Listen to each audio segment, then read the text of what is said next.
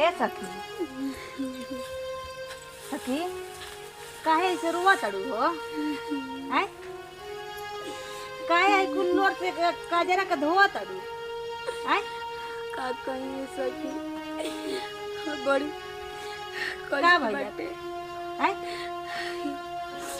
जहिया से गइल बानी तहिया से नतिया अपना बारे में कुछ न बतावेला। हम रही सीधा साधा तासे एको दिन नहीं प्यार कइले हो। हम रही सीधा साधा हमारे से पूछेला मारेला किरिया खिया खिया के पूछेला अपना बारे तो में। सुनन तासे एको दिन ना प्यार कइलस काहे ना कइलस पहिल कराती तो कइबे कइलस ओकरा बाद में पता नहीं ओकरा का शौक हो गइल का दिमाग में घुस गइल। ए बताओ तू हिरो आके जे पुआरा पर ओतल किनारा आके बताओ तो पहले राती में सब कसम निकाल लेला सब के बहुत मरबो कइला से सखी। ज्यादा सखी चुप रहा हो अपना बारे में तनी कुछ बताओ। का अपने बारे में बताई सुख रही तब न बताई। ए सखी काहे उजले चल एलू तू ये कुल कारण से आ गई नी। अब तो खाना वो देते तो कहता जो यार के दे दे कुछ कहते तो कहता जो ही कले वो कले।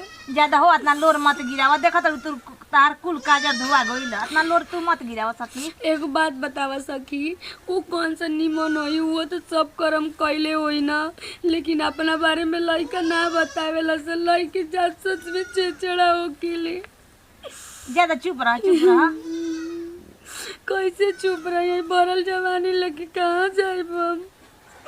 तू तो बड़ा नीमन से अपन बदार संग बारू तो आओ तेरे चुप करा तो ये सखी जान तड़ू की किस्मत में जवन लिखा रहला जेवने होला टुए तोरा पता बटुए नु नतिया जब बतियावत रहे तो कहत रहे कि फूलों से तोरा के बेसी मानब हाथवे पर राखब अब तो जूतवो पे नहीं के हमके राखत हो। ज्यादा सखी चुप रहो तारा आंसू देख के हमर बुझा तटुए का आंसू आ जाई। ए दाजी बुतार कासु आई तू तो कुआरे पक देख जरी न जाओ ने तू चानी काट दुख हमारा ने बैलो गरी तो कतर हुए सकी चला उकी में भी ले सकी ने ओने हमके बिगड़ल तोरो तनी मनी हाथ रहे बिगाड़े के।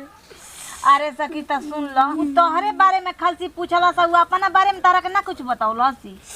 कैसे हम पूछी हो मरद जालू के मर्दे होला हमर मुँह से न पसरेला कि हम पूछी तू कैसन रहीस कैसन ना लेकिन गाँव घर कहेला वो पर टीचर रहे ना तारा कहियो चाहत रहे ओकरा के फुसला के पूछल के तू अपना बारे में तू बतावा कि तू कैसन रहल ना बतावेला हो हमरा डरो लागेला पूछे में।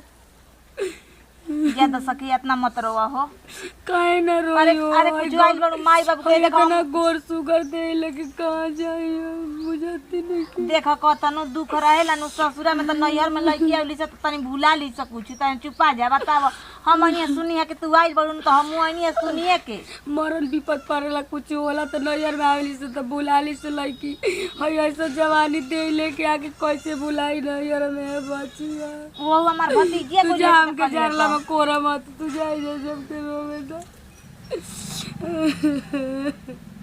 अरे ऐसे मत रोवा ए सखी ऐसे मत रोवा हो का ऐसे रोबू त का ओकरा एथी मन का कौवा जी तारा भी फोन आ जाई आई हम ओकरे से प्यार करेनी।